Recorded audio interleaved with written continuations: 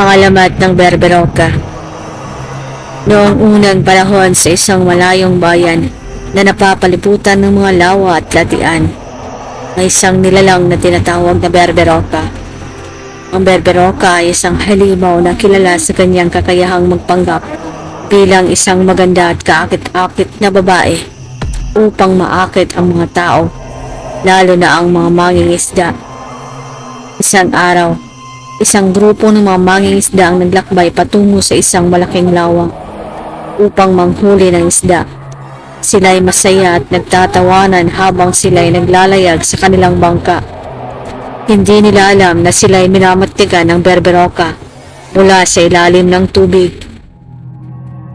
Ang Berberoka ay may kakaibang kapangyarihan. Kaya niyang palitawin ang tubig ng lawa upang magmukhang payapa at puno ng isda.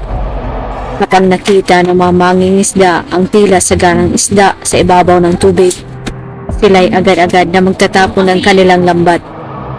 Nang makita ng mga mangingisda ang tubig na tila puno ng isda, sila'y agad na naglabas ng kanilang lambat at nagsimulang manghuli. Ngunit nang sila'y abala sa kanilang pangingisda, biglang lumitaw ang Berberoka mula sa ilalim ng tubig. Ang kanyang magandang anyo ay nagbago at siya'y naging isang nakakatakot na halimaw na may malalaking mata, matalim na ngipin at mahabang buhok na tila mga ahas. Bago pa man nakatakbo ang mga mangingisda, sinimulan ng Berberoka na higupin ang tubig sa paligid nila, dahilan upang ang bangka ng mga mangingisda ay mapunta sa tuyong lupa. Ang mga mangingisda ay nagulat at natakot sa kanilang nakita. Ang Berberoka ay lumapit sa kanila at sinimulang sakmalin ang isa sa mga mangingisda. Ngunit isa sa mga mangingisda, si Juan, ay hindi nawala ng loob. Mabilis niyang naalala ang mga kwento ng kanilang mga ninuno tungkol sa Berberoka. Agad niyang kinuha ang isang patalim mula sa kanilang bangka at tinaga ang Berberoka sa kamay. Nagsisigaw sa sakit ang halimaw at bumitaw sa kanyang biktima. Sa tulong ni Juan, nakaligtas ang mga mangingisda. Agad silang nagtakbuhan palayo sa lawa at nagpasya na huwag nang bumalik doon kailanman. Bumalik sila sa kanilang bayan at ikinuwento ang kanilang karanasan sa Berberoka. Mula noon, ang mga tao sa bayan ay naging maingat sa pagpunta sa mga lawa at latian.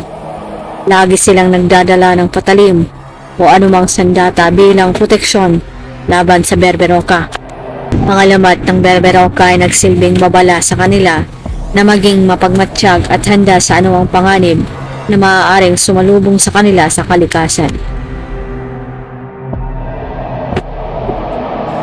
Sa harap ng panganib, mahalaga ang pagiging matapang at pagtutulungan upang malagpasan ang anumang pagsubok. Huwag basta magtiwala sa mga bagay na tila napakaganda at perpekto. Maging mapagmatsyag at handa sa anumang posibleng panganib. Ang mga kwento at alamat mula sa ating mga ninuno ay mahalaga at nagbibigay gabay sa atin sa pang-araw-araw na buhay. Ang alamat ng Berberoka ay isa sa mga maraming kwento na nagpapakita ng yaman at kulturang Pilipino na naglalaman ng mga aral at inspirasyon para sa mga susunod na henerasyon.